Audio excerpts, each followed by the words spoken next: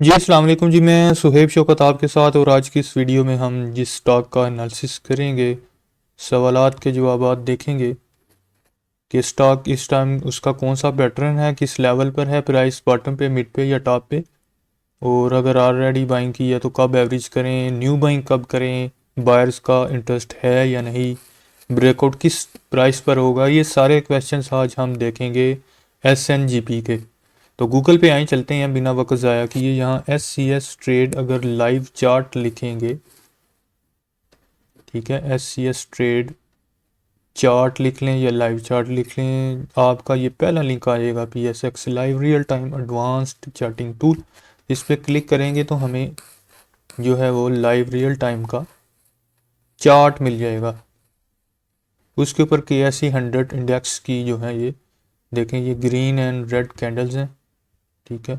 इसको थोड़ा सा ड्रैगिंग डाउन कर लेते हैं ताकि ये अच्छे से सामने आ जाए। तो ये KSE 100 का है, तो लेफ़्ट साइड पर ऊपर ये सर्च में यहाँ हम लिख लेंगे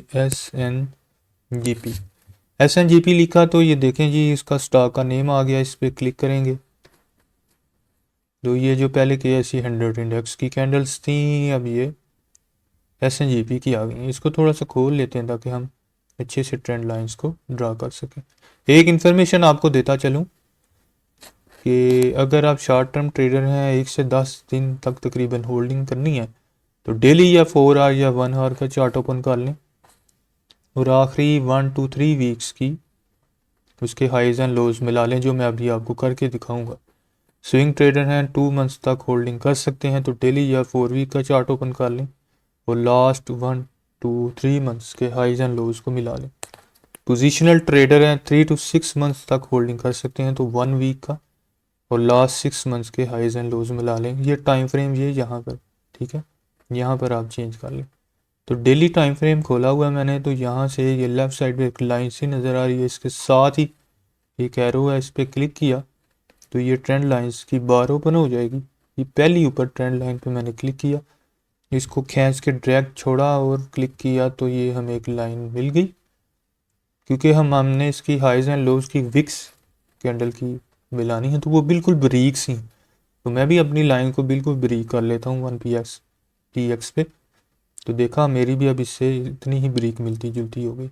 तो ये मुझे एक हाई नज़र आया, ये जो था 27 अक्टूबर को मैंने इस पर एक जोड़ा इसको, तो रास्ते में आने वाली जो थी वो तकरीबन ये हमें मिली, आप ये कह लें। ये तो मैं थोड़ा सा ऐसे कर लेता,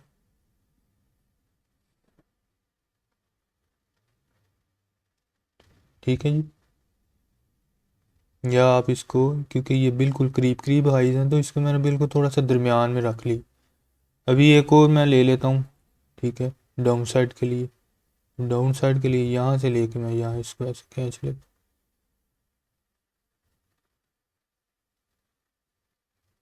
तो ये जी मेरा फॉलिंग पैरेलल चैनल बनाया। अभी सवालात देखें क्या हैं।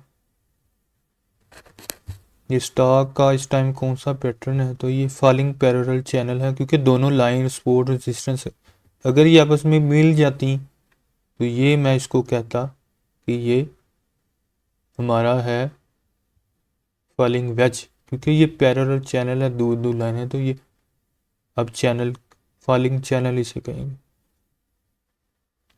तो इसमें जो ट्रेंड आ रहा था ये पहले ऐसे गया, ठीक है जी, वो इसकी ऐसे जिगजैगिंग हुई थी, ठीक है, फिर यहाँ से नीचे से ये इसने ऊपर गया ये ऐसे, ठीक है, तो ये फिर अपने बॉटम पे आया। वो यहाँ इसने अपना पहला जो है ना, हमने सपोर्ट लगाई, वो यहाँ से फिर ये ऊपर गया ऐसे। तो अभी इसका हम देख रहे हैं ये नीचे नहीं आया, ठीक है, तो अभी इसने या तो इधर इधर नीचे आना है, एक पॉसिबिलिटी ये है, या ये इधर से ब्रेकआउट खाएगा।